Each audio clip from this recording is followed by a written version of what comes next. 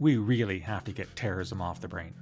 Hi, this is Phil Gurski, President and CEO of Borealis Threat and Risk Consulting in Russell, Ontario, Canada. You're listening to Quick Hits, short podcasts about all matters related to national security and public safety.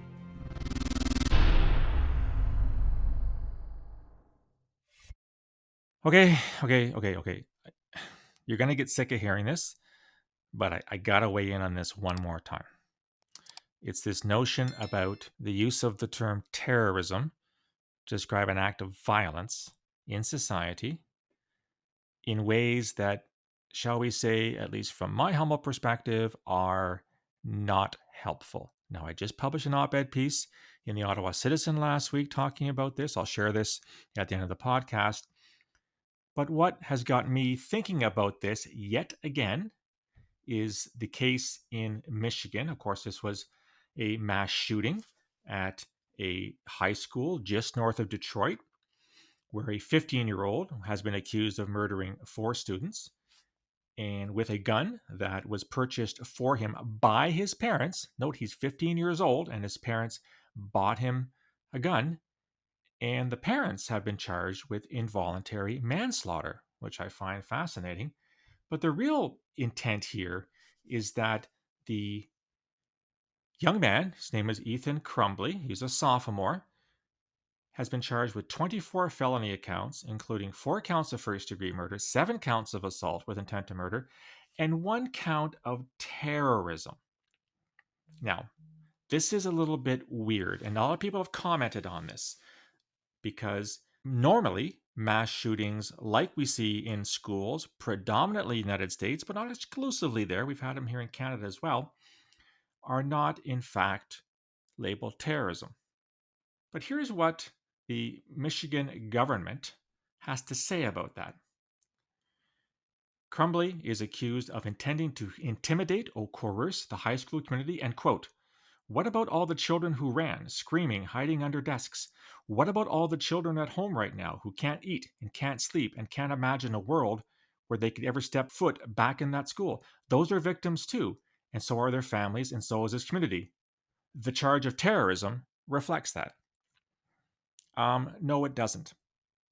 In any jurisdiction with which I am familiar, and I'm familiar with a lot of them, terrorism is a serious act of violence which is carried out or planned by somebody for an underlying ideological, political, or religious rationale, cause, vendetta, whatever. I have yet to see a school shooting in which terrorism or the perpetrators actually did so for any of those reasons. They did so for all kinds of reasons. Think of the Columbine shootings in the 1990s. Did they do it to scare others? Absolutely. Probably scare them shitless. But it wasn't for ideological reasons. It wasn't for religious reasons. And it doesn't seem to be for political reasons. Now, I'm going to cut Michigan state authorities some slack here. There may be something there that I'm not seeing or has not been disclosed yet. There may have been some kind of manifesto that this young man left, although I want to stress, just because you wrote a manifesto doesn't mean you have any clear ideological, political, or religious reasons for doing what you did.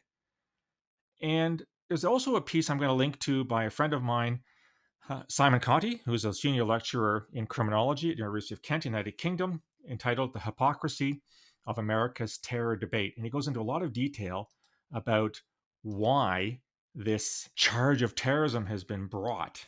It certainly, as he says, for a lot of people, this enlarges the concept of terrorism far beyond its standard meaning of politically motivated violence.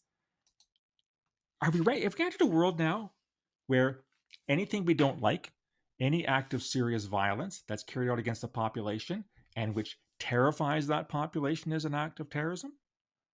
I sincerely hope not. It gets worse.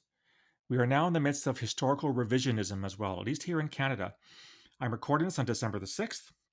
This is the anniversary of a horrendous act of violence in our country when a man called Marc Lépine, on this day back in 1989, went into the École Polytechnique in Montreal. It was an engineering school affiliated with the University of Montreal, and he massacred a whole bunch of women. He murdered 14 of them, and wounded 10 women in addition to 4 men in a act of incredibly horrendous misogynist violence. Now, he was never charged with terrorism. In fact, there was no terrorism offense in the Canadian Criminal Code back in 1989.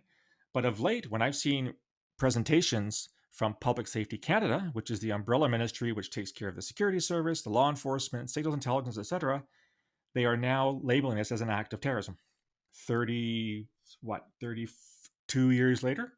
In other words, they're applying today's ill-applied definition of terrorism to an act that took place more than 3 decades ago. The reason why I'm harping on this, guys, is that we are entering an era where terrorism has become all but meaningless.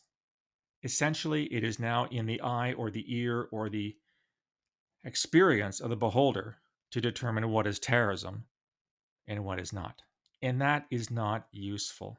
For the Michigan state prosecutor to say that because those students were terrorized, ergo it was an act of terrorism, it is a very slippery path. And you know what I feel about slippery slope arguments. To label gang warfare as terrorism, to label organized crime as terrorism, to call domestic assault, be they wife beatings or child abuse, as terrorism. Are those people terrified? Absolutely. And is it the intention of wife beaters to terrorize their wives and children? Absolutely. Ergo, they're acts of terrorism in the eyes of the people who see this connection purely between being terrified and what the legal definition of terrorism is. This is taking down us a road which is not only going to be unhelpful, it's going to clog up the courts with all kinds of more sophisticated trials whereby the Crown and or the prosecution, depending on where you are, we call it the Crown here in Canada, has to determine the underlying motivation. In other words, the fact that you have beaten or killed your wife or gunned down 4 students in cold blood in your schools, that's not going to be enough anymore.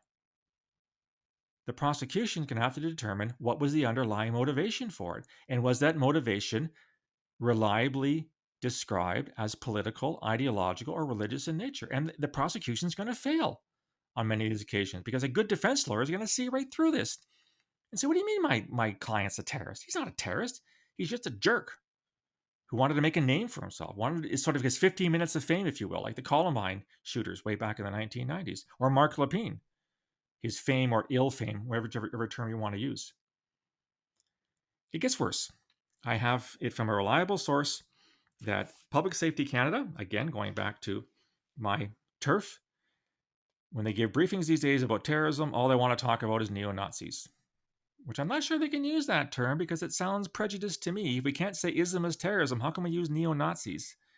Anyhow, whatever they're calling it, IMVE, ideology-motivated violent extremism, or PMVE, where the P stands for political, or RMVE, where it stands for religious, in a world where 99% of all terrorist attacks carried out anywhere on the globe on a daily basis are still Islamist extremists in nature, i.e. jihadis, i.e. Islamic State and its provinces, i.e. Al-Qaeda and affiliates, i.e. any number of groups that are active in Southeast Asia, in South Asia, in the Middle East, in Africa, in parts of Western Europe. All that Public Safety Canada wants to talk about is neo-Nazis. Now, I don't know what CSIS and the RCMP are finding in their investigations. Now, I don't have access to intelligence anymore. I'm no longer in operations. But I find it really hard to believe that the organization that I worked for as recently as April 2015, and in which 98% of all our investigations were Islamist extremism in nature, that 6 years later there's none left. I'd love to live in a world where that happened. I happen to live in a more realistic world where it doesn't happen. So can we please stop misusing this word terrorism? School shootings are not generally acts of terrorism. There's no intent there to impose an ideology or a political belief system or to interpret one's religion that it's okay to gun down one's fellow students in the hallways and in the classrooms. This is not terrorism. This is an act of serious violence, and the perpetrator should face a long sentence in jail if, in fact, he is found guilty of the offense, and likely he will be. As for the parents' role in giving him a gun, I'm going to leave that one aside. It just gets wrapped up in Second Amendment rights, and I don't want to go down that road.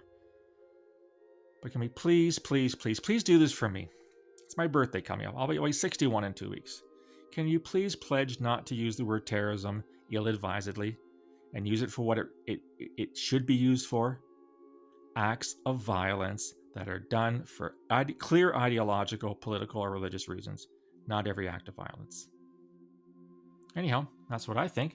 I'm curious where you stand on this whole school shootings as terrorism debate. You can leave me some feedback on email, borealisrisk@gmail.com, or on Twitter @borealisaves. You can also find me on LinkedIn and on Facebook. If you like the content, want to get more, go to the website, borealisthreatandrisk.com. Hit the subscribe button. You can get all the material free to your inbox every day. You can also find a link there to my newest book, The Peaceable Kingdom, A History of Terrorism in Canada, from Confederation to the Present. Christmas is coming up. Be a great gift for someone's stocking. It's only $35 Canadian. And you can find the book on Kindle as well. Love to hear your feedback on this and other issues, ideas for other podcasts. I'll talk to you again soon. Until then, stay safe.